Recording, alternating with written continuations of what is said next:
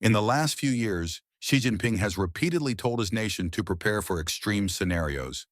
He has spoken of dangerous storms on the horizon. For most Americans, this language sounds distant, like abstract political threats. But for military planners at the Pentagon, extreme scenarios mean one thing: a long, brutal industrial war. And they are terrified.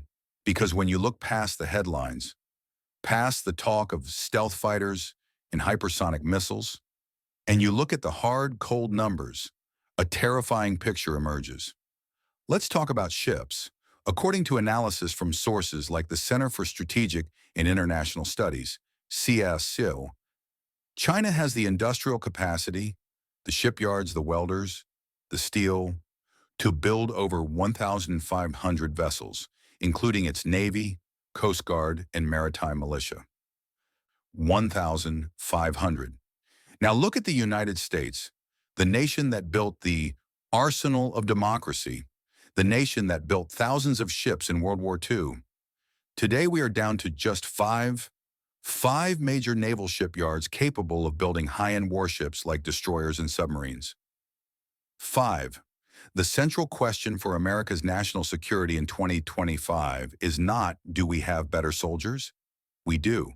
The question is the U.S. military falling behind China simply because America builds too little?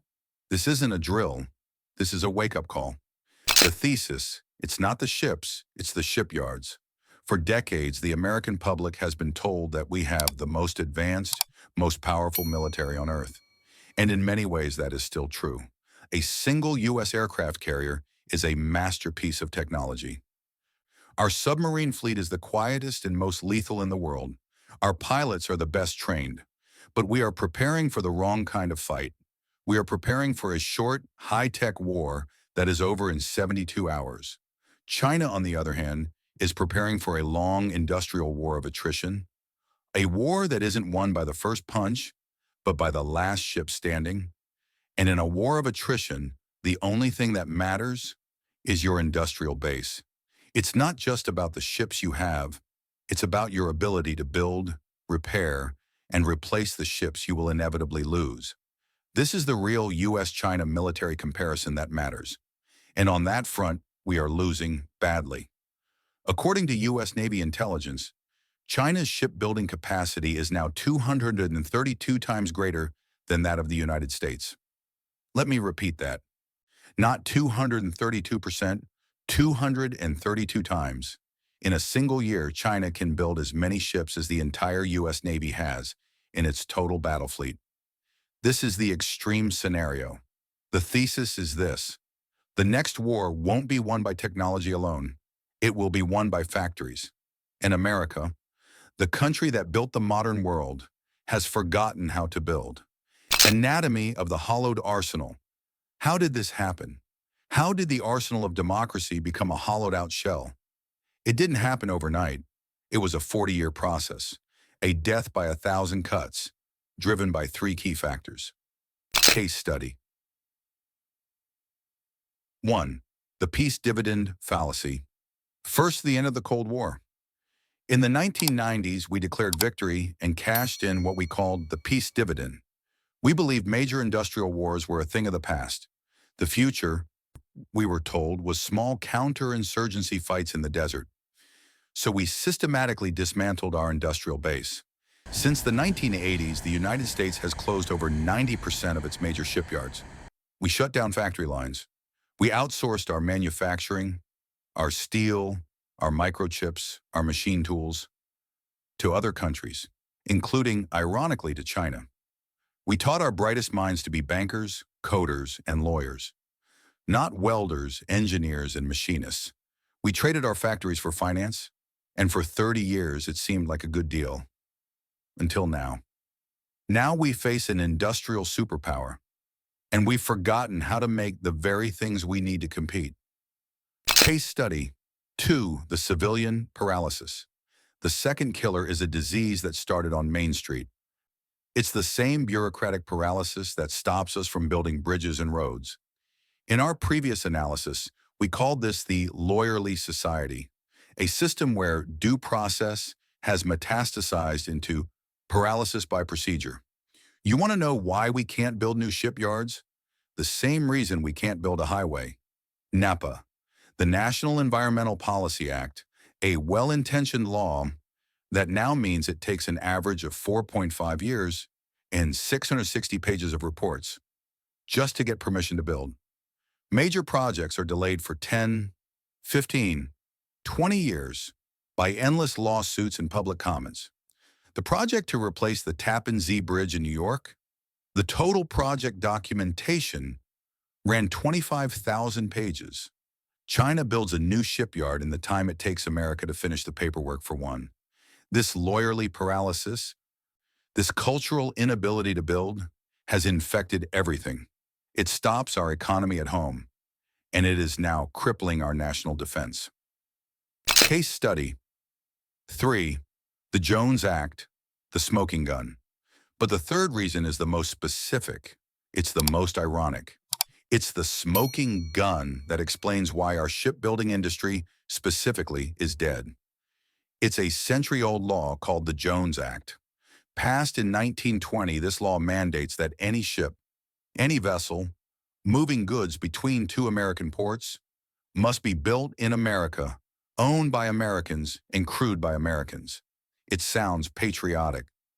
Buy American. Protect American jobs. It was supposed to protect our shipping industry from foreign competition, but what it actually did was create a non-competitive, protected monopoly. Today, a Jones Act-compliant container ship or tanker built in the U.S. costs 4 to 5 times more than the same ship built in South Korea or Japan. The result? No one can afford to buy these hyperinflated ships. So, we just don't build them. Our entire commercial shipbuilding industry, which is the foundation for all naval power, has completely atrophied. It's gone. You cannot have a powerful Navy without a powerful commercial shipbuilding sector. In World War II, we converted civilian auto plants to build tanks and civilian shipyards to build destroyers. That was the arsenal of democracy. Today, that arsenal is empty. China, meanwhile, is the world's largest commercial shipbuilder. Their military shipyards are supported by a massive, thriving, and subsidized commercial industry. Our Jones Act, designed to protect our fleet, has instead guaranteed its obsolescence. It is a self-inflicted wound, and in a conflict, it could be a fatal one. The extreme scenario, a Taiwan conflict. So let's apply this. What do these numbers mean in a real-world extreme scenario? Let's talk about a hypothetical conflict over Taiwan. This is what senior analysts at CSIS and the Hudson Institute are warning about right now.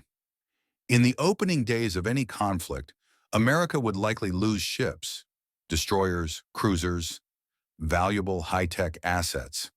That is the brutal reality of modern warfare. In a short war, our technological edge might win the day. But China is not planning for a short war. They are planning for a long one, a war of attrition. So let's say the U.S. Navy loses 20 ships in the first few months. The question is not just, can we absorb that loss? The question is, how fast can we replace them? The answer is terrifying.